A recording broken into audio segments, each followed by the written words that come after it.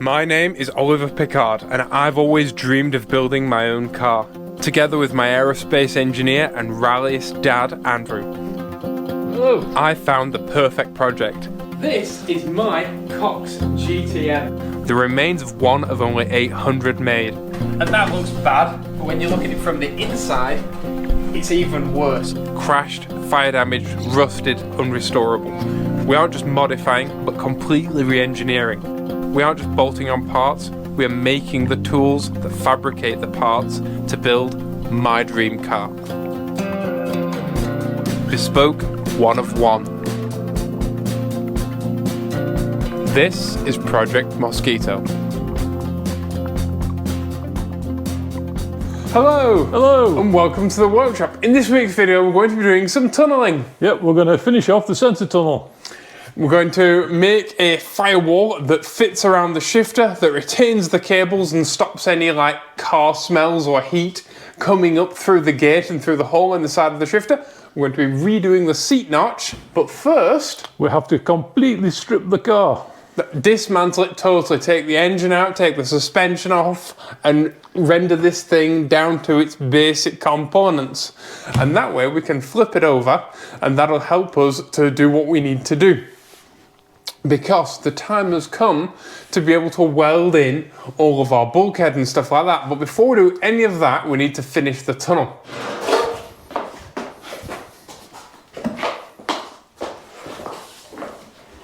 Going up.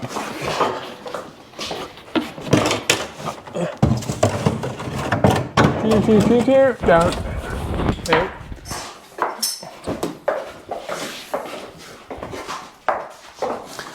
Loosen a clog. Round, round, round.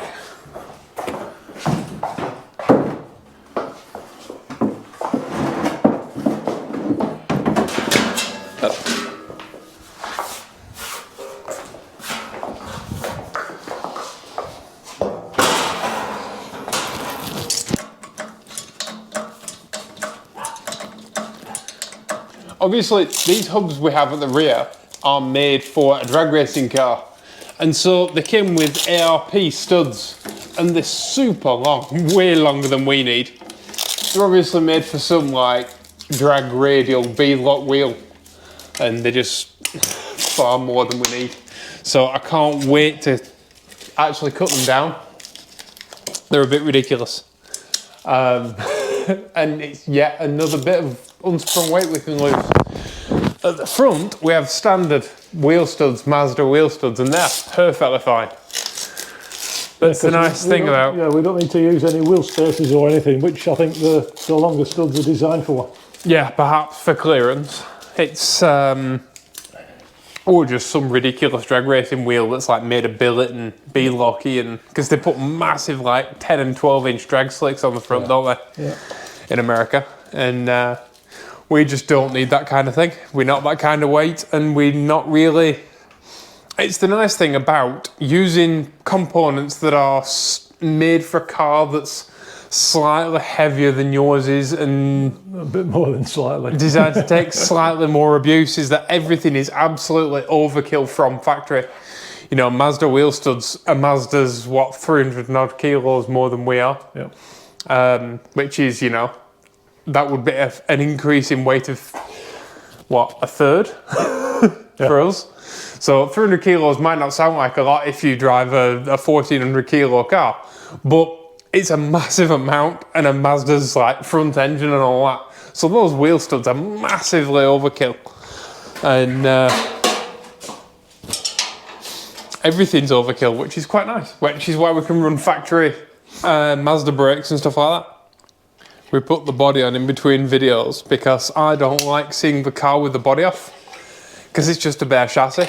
A lot of people wish this was like an aerial atom type thing, which it most definitely won't be. It will be actually usable in a functional vehicle with proper aerodynamics, but I'm gonna miss seeing it with the body on while we finish off the chassis. So it was nice to put the body on and have the body on for a couple of days. Reminds you that it's going to be a car one day. Yeah, another toy. Yeah.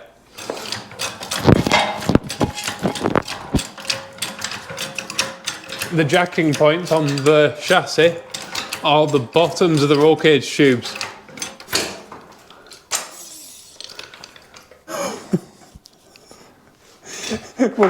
We only need one axle stand per side of the car. Yeah, I think it might be a bit stiff. Try doing that with a Honda Civic or an MX-5 or anything. Prove we're not cheating. One axle stand for per side of the car. Cool. And it hasn't got sills on yet.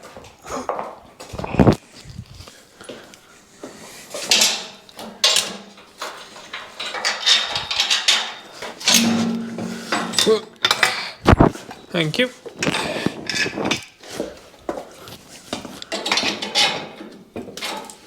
Oh no, oh, temporary wheel bearing.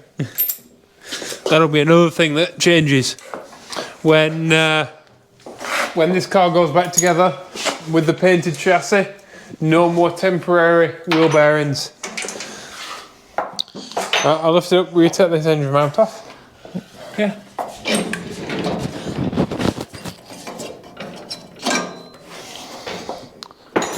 Heavier than I remember. Right, ready? What are we catching on? Oh, that engine mount.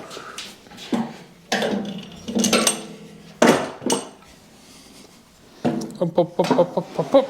Up, forward.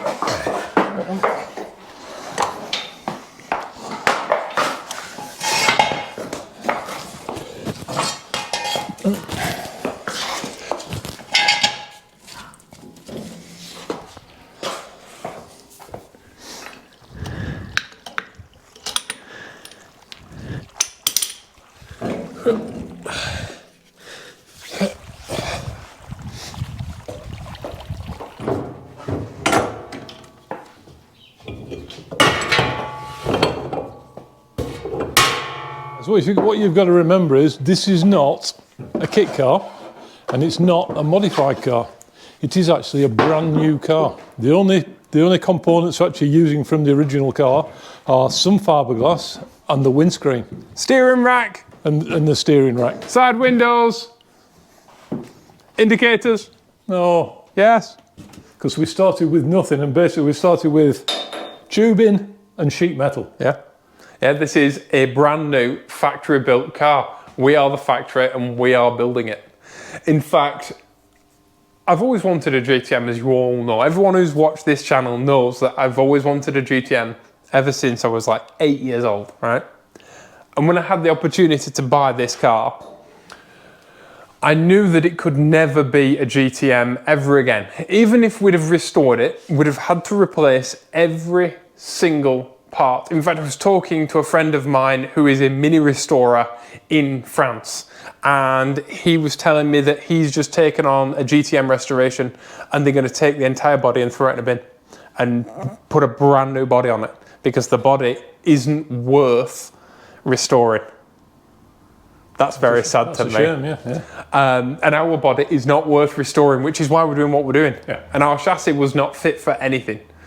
And so we made the decision that rather than just rehashing the past and building the same thing from scratch and building a brand new GTM,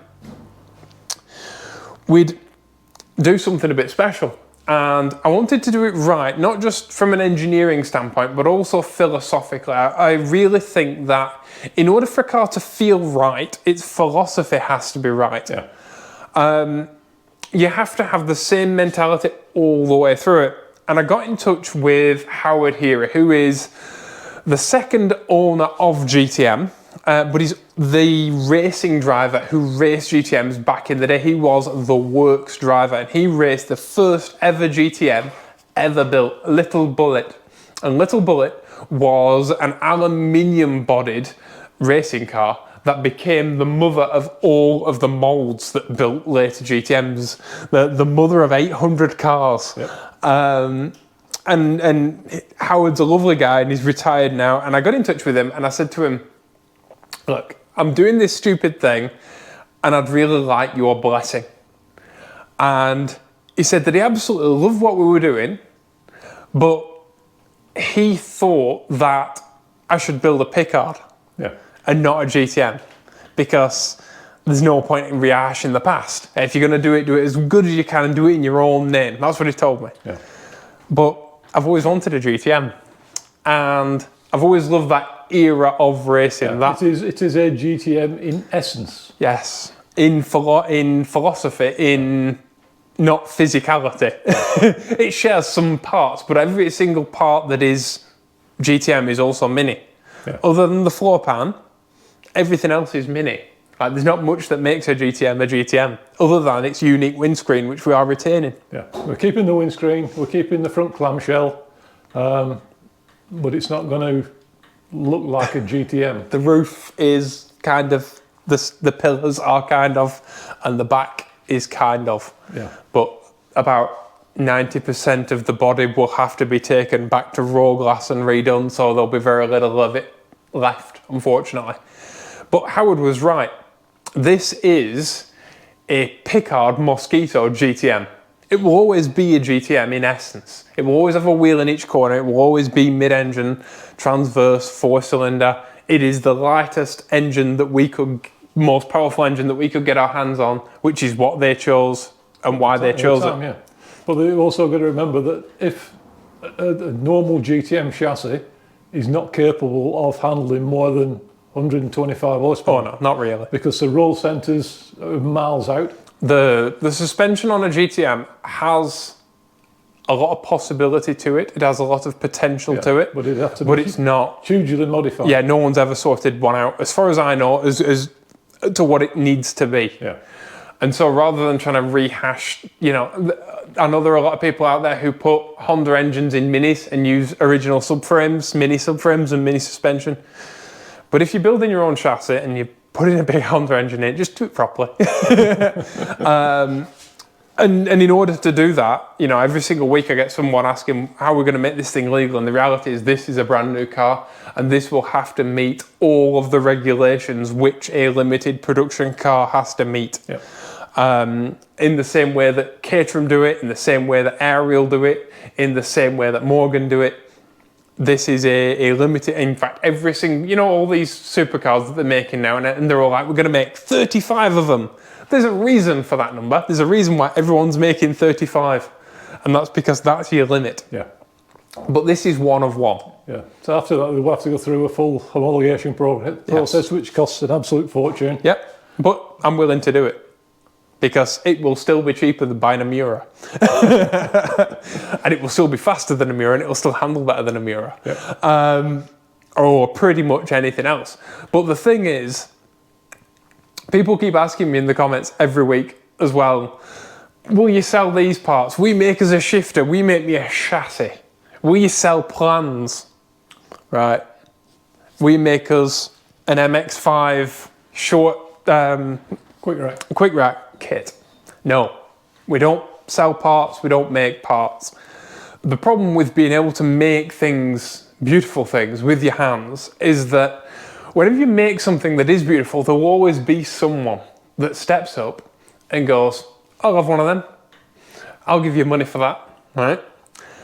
And in Spain, they have a saying, which is the shoemaker walks barefoot, right? Because he's always too busy making shoes for everyone else. He never has a moment to make some for himself. And that's been the story of our life, really. You've made jet engine parts, you've made JCB fast track parts, you've made tilting train parts, you've made prosthetic limbs, joints for hip replacements and knee replacements. You've made all sorts. Cotton gin spinning machines. Yeah. You've repaired flipping fizzy drinks filling machines. All sorts. I have done hundreds of miles of yacht decking. I have done hundreds of miles of beautifully polished stainless steel handrail. I've made brackets, I've made parasailing boat parts, you name it, on a boat, and we've done it between us. And once my granddad, who passed away at the beginning of this year, and was one of the reasons why when we took a break this time last year, it took a bit longer than we expected. My grandfather passed away, and one of the things he said to my dad before he passed away is, when are you going to stop making things for other people? When you stop going to do, like, when are you going to stop doing up houses for other people? Yeah. And when we decided to move to France, and when we decided to become neighbours and do all of this, we did it because we wanted to stop making things for other people. Yeah. We wanted to have the time and the opportunity to make things for ourselves. And so we're not going to make parts, we're not going to sell parts. We might sell something in the future. We might open a store and we might do stuff, right? But this is for us, because this is something that we've wanted to do since I was a toddler. And one of the things I always promised you that we would do. Yeah. And not wanting to be a bad dad. Here it is. Yeah. But like, you've always wanted to do this even before I was born. I remember you buying the Midas kit car information and plans. And the thing with having a life and the thing with having kids, and the reason why I won't tell you how long this is going to be, is because in life things happen.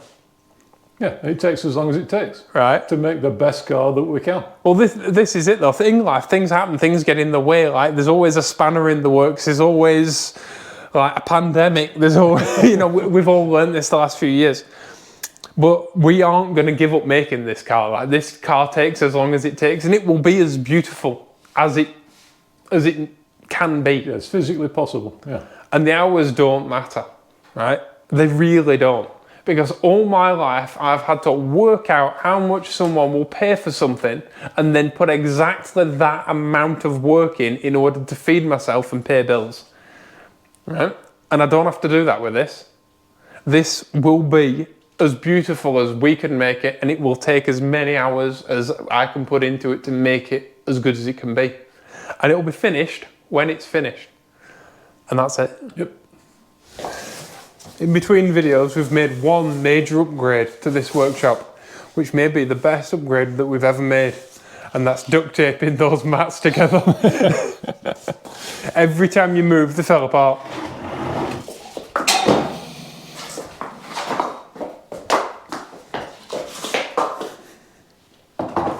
Who needs a lift? In my hand here is a piece of aluminium tubing. And we have two of them, and the reason for that is our radiator line. You see, we'll have to carry coolant from the engine in the middle all the way to the front of the car where the radiator lives, and then back. And the best way to do that is in hard lines.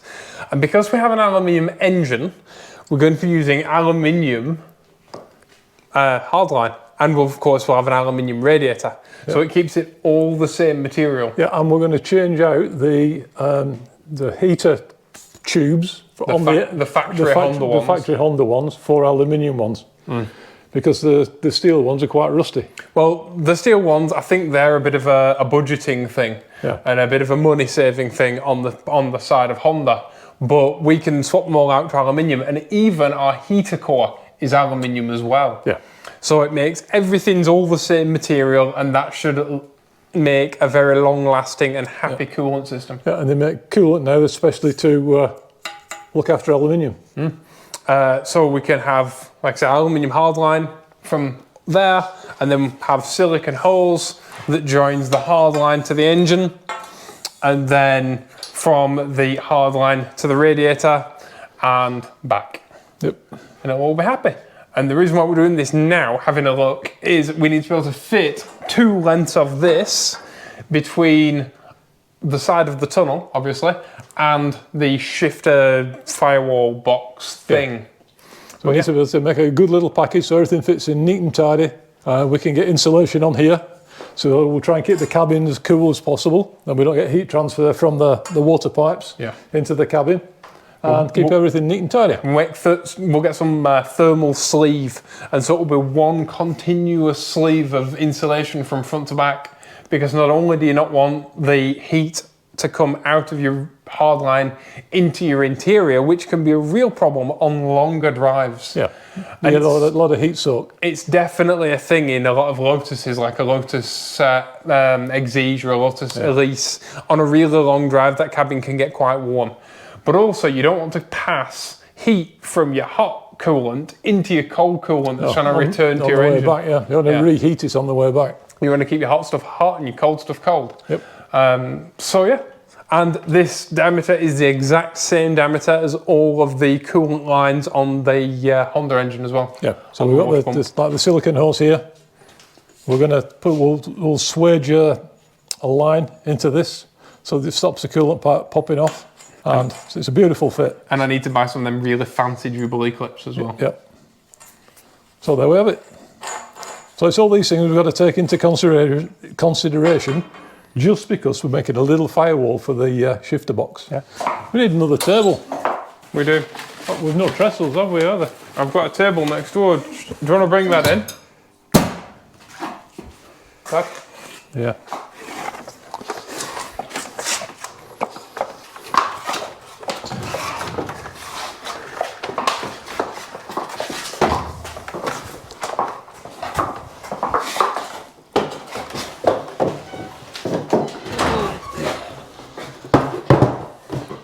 Right, this is my other dining table. This shall not be cut into. Please look after it, for it is already very, very, very, very old. And super rustic. It is. It's a bit artisanal. Oh, this morning, Dad, I added up how much the weight of the rear bulkhead will be and how much the weight of the front bulkhead is, right? And our two bulkheads are the same weight as one carbon fibre Subaru Impreza STI bonnet. Oh, yeah.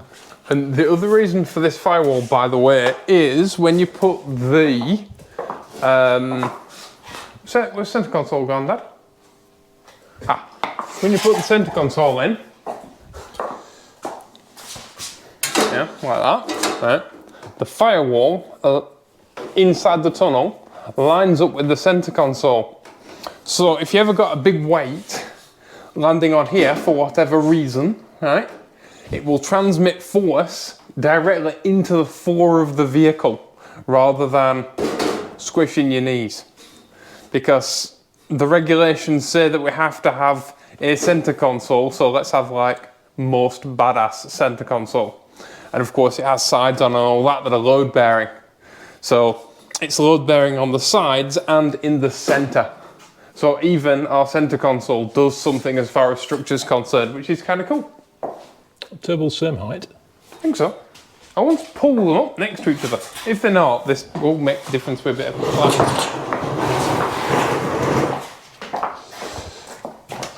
They might not be because they're on wheels now. That floor's not level.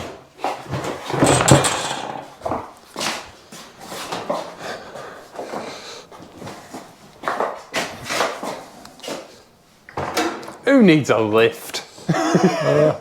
We just need to get that bit of metal out from under there.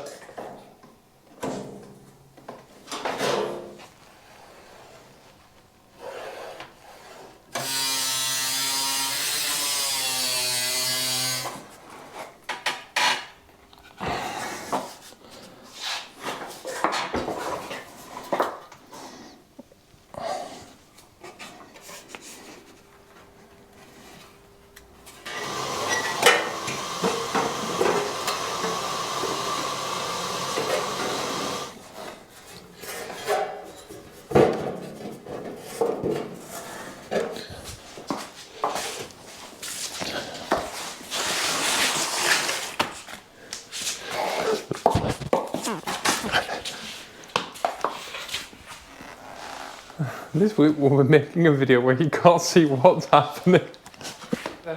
We will be leaving this bit uncovered and we won't be putting a bottom on it. And the reason is this piece is being removed and it'll have a back to the box, but eventually this whole thing will have a skid plate on it. An aluminium skid plate that runs from here all the way through. And so that will become the bottom to the box. Speaking of skid pans, we'll eventually have a skid pan that runs the entire length of the car. We'll have an under fuel tank guard in the front. We'll have a skid pan that runs down the center, and then we'll have a sump guard and gearbox guard that runs in the back. This will give us a completely flat floor, which is really good for aerodynamics. And should the car ever kind of catch anything on the road, be it like a high crest in a bump, if I ever need to pull in to a ditch to like get around a tractor or something like that, which, you know, I live in the countryside, it does happen. Or should I ever like hit a tree branch or something like, and it scraped the underside of the car, it's not going to grab anything or do any damage, and all fuel and all like radiator lines and everything will be in the tunnel. So everything will be protected, there'll be nothing exposed under the car. That's great, but it also provides superb aerodynamics. This car won't have any spoilers on it or anything. There's a lot of people who want me to go very fast and furious on this car, and it's not happening, right? But there will be no giant wang on this car. It doesn't need it. Basically, the top speed of this car will be about 160 miles an hour or thereabouts. And that's more than enough for me. On most racing tracks, you'll struggle to go over 160 mile an hour unless you've got something really fast. And this isn't a track car, this is a road car. It's going to spend most of its life well under those speeds. And so the more important thing for me is drag and actually being aerodynamic. So we'll be doing loads of stuff to this car to assist in kind of low drag aerodynamics, even at kind of normal speeds. Being a cyclist, I'm very aware of aerodynamic drag and what it does and the way that it saps power. It's one of the reasons why I don't like exoskeleton cars, because they have horrendous aerodynamics. And having a flat floor and a sump guard and stuff, and the rear sump guard will form a sort of diffuser, even though it won't be a proper diffuser. It will allow air to pass cleanly under the car and reduce drag, which is superb. But yeah, no big wings or anything like that, because this car is so light.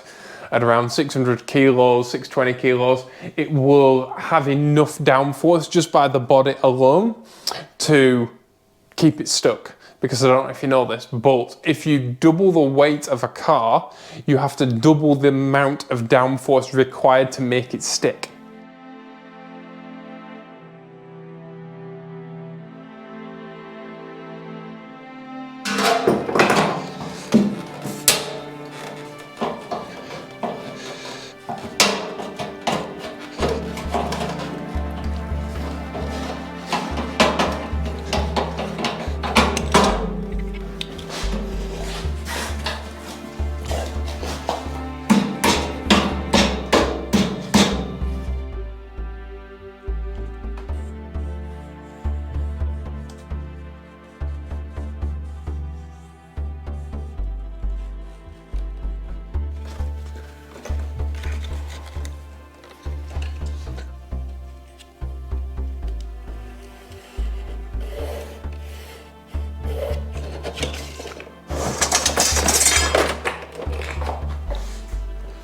That's definitely 2 mil. Yep.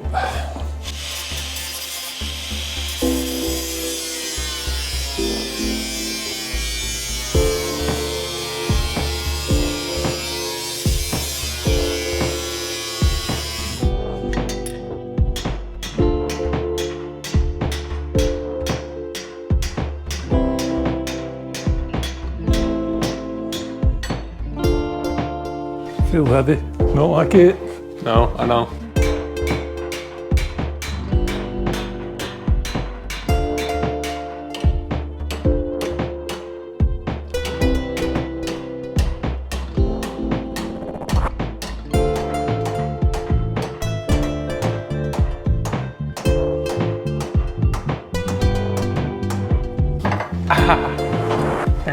Hang on.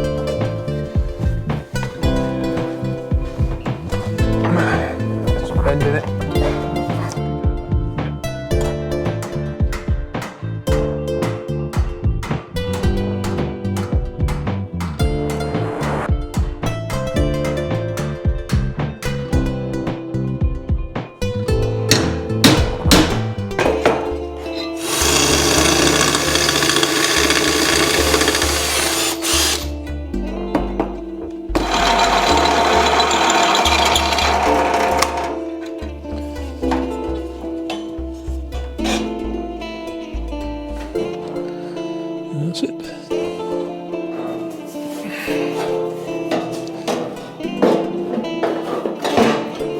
You need to it's just touching the engine mount, Dad.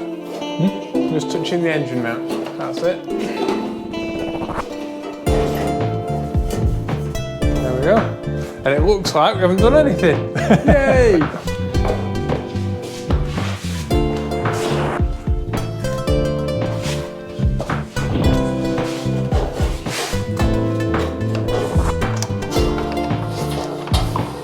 That's a perfect fit.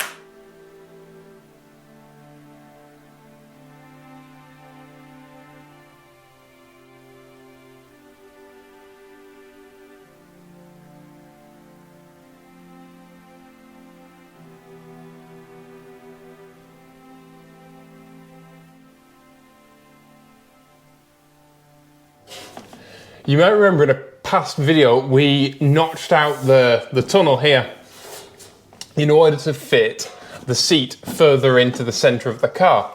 And if we're honest, we aren't a big fan of it. The way that we did it isn't great. It's a bit agricultural looking and it lacks finesse. At the time, we'd just broken the TIG welder. We were dealing with a new MIG welder that was acting the pig. We've since got it sorted, obviously.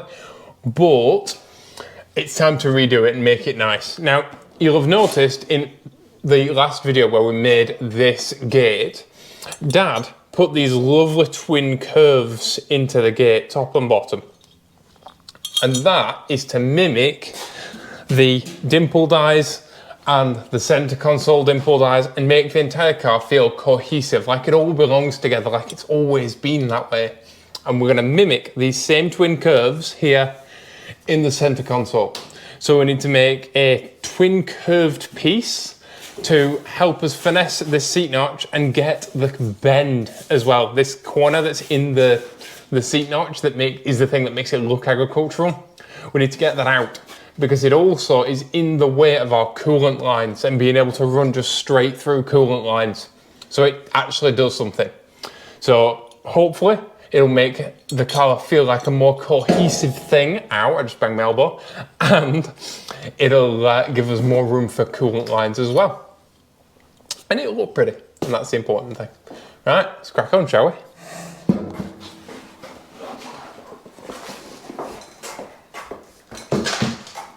We made the shifter as small as we can, but we've now gone from having a very big centre tunnel to having a centre tunnel that's very small because it's full of shifter.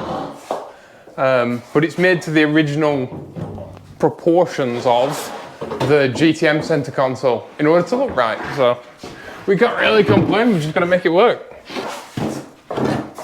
You can really see just how intrusive that corner is on the inside of the tunnel. It really gets in the way.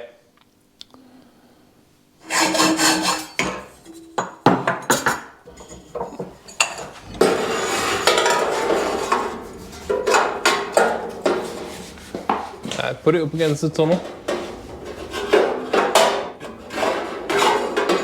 Now you can see the problem that we're facing, because that notch in the seat is designed to house this flat part of the bucket seat. The problem is that that's where a coolant line needs to live. So we need to give the seat as little room to live in as humanly possible, while still having it there. So to get it lined up like that, we need to get it level, don't we? Is it a bit high? Yeah? Bit high? Yeah. It looks a bit tilted into me. Yeah.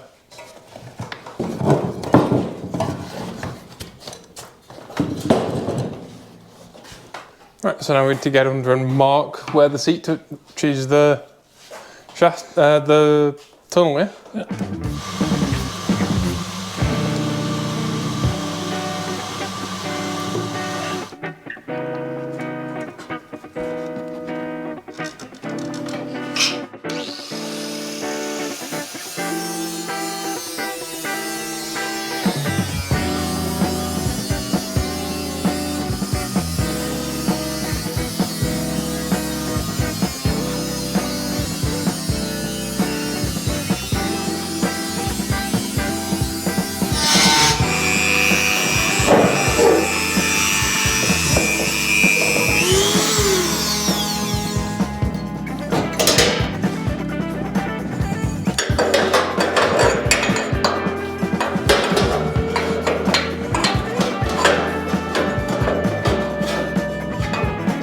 Piece of tube.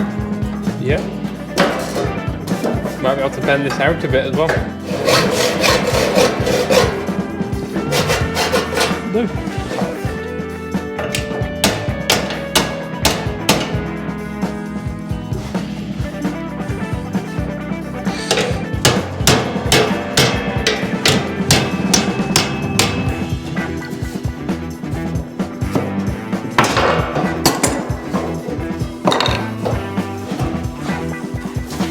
What the?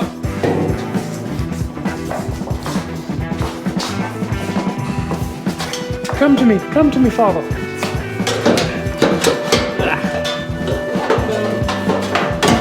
Huzzah!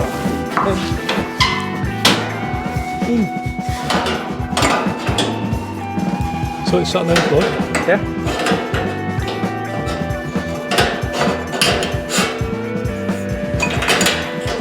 All the roof, look at that. Push it further in. Yeah. Push it further in. Yeah, all the roof. I reckon we can actually bend it one. Yeah. And it's there that it needs to go, isn't it? Yeah. I don't know what it's doing here. Tons of room there.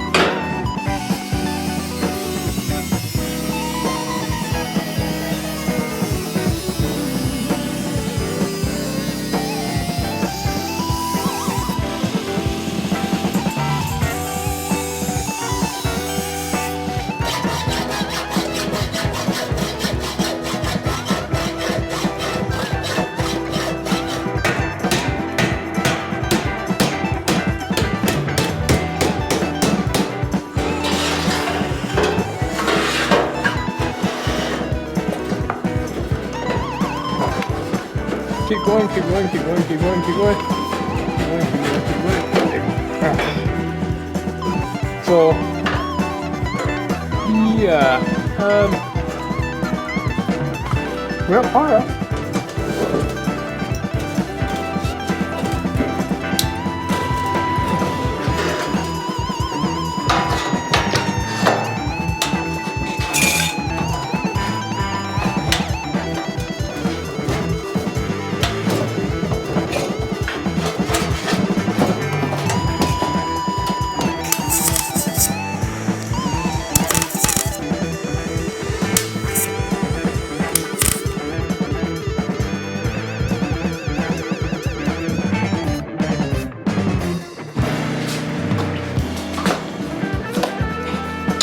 Oh, loads of room.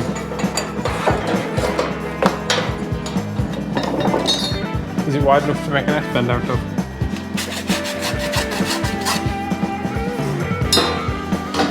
More than. Yes.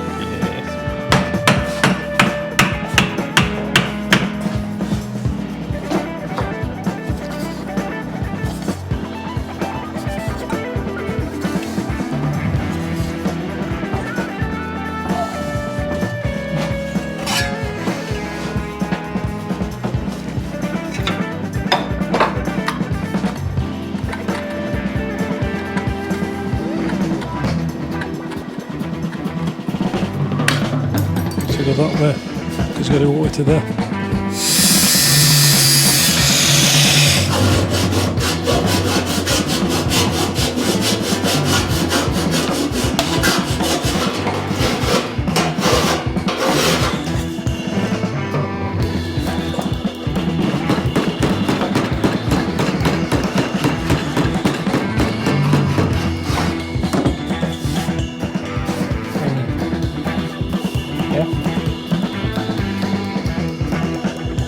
We're good enough to tack.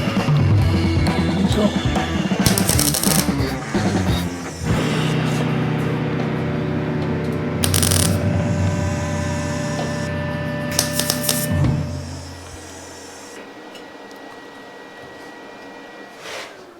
We've just run out of MIG wire. There's no time to go and get some and finish this video. Literally, this video goes up in less than 24 hours. And I think you might have a bit of editing to do. And I've got a load of editing to do. So it looks like a piece of corrugated iron outside of a shed at all. We thought if today we really crack on and do work late, we might just get it done. But next time on the Mosquito, yeah, we've literally got no more MIG wire. We've got plenty of gas for gas. Thing is, when we bought the last of the MIG wire, we bought the last lot they had. Yeah. I can't believe that. Otherwise, I'm gutted. Yeah, normally I buy 2 or 3 spools of MIG wire, but it's the only one they had on the shelf. It's your fault for using it all to do this wonderful welding job yesterday. But we did get this top wall welded in. And next week we'll be able to do all of this and get all of that beautiful it all needs finishing and finished and sorted. And we have got the tunnel done.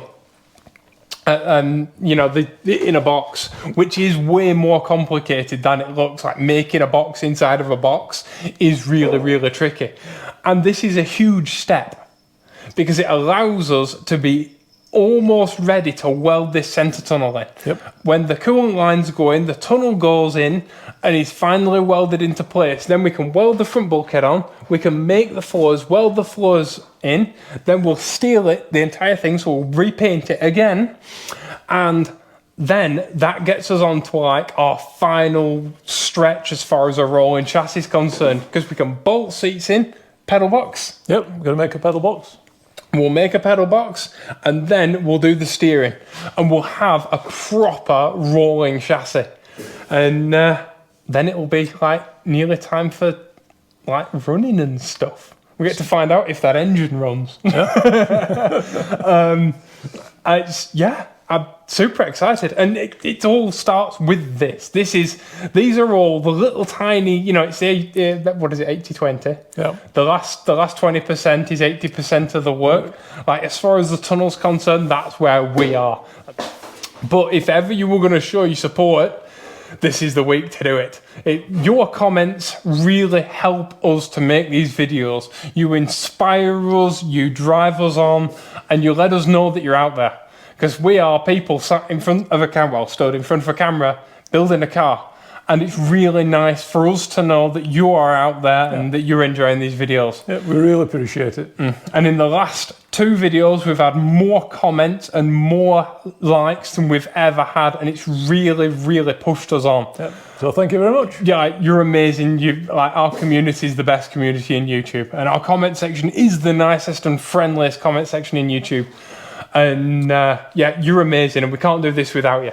So please make sure that you're subscribed if you're not already, and make sure that you click that like button and tell us what you think of the car if this is your first video, or our little compound curve, because we've never done anything like this before. No, this is more difficult than it looks. It's one of those things.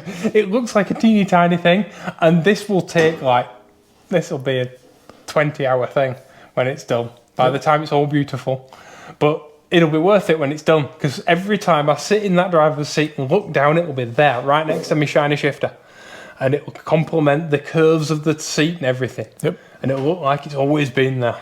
So thank you all for watching. There will be 2 videos on this screen. One is a playlist, which is every single one of these Mosquito episodes.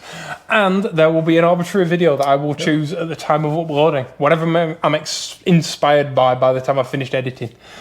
And yeah, speaking of, I better go and do it. Yeah. So thank you all for watching. Please be awesome to each other, and we'll see you all in the next one. Bye-bye. Bye-bye.